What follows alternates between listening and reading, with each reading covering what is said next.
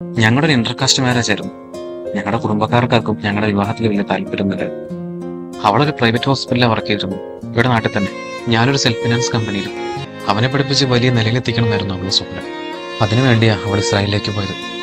അവസാനമായിട്ടൊന്ന് കാണാൻ പോലും പറ്റിയില്ല. 2019 കോവിഡ് അവളെ കൊണ്ടുപോയി. അപ്പൊ അബിക്ക് കഥകളൊക്കെ പറഞ്ഞു കൊടുക്കുന്ന ആരാ?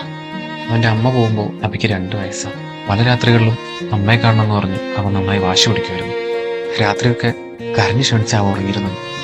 അവന്റെ വിഷമം മാറ്റാൻ വേണ്ടി അവൾ അവിടുന്ന് കുറെ കഥകളും പാട്ടുമൊക്കെ വീഡിയോ ആക്കിയിട്ട് അയക്കും.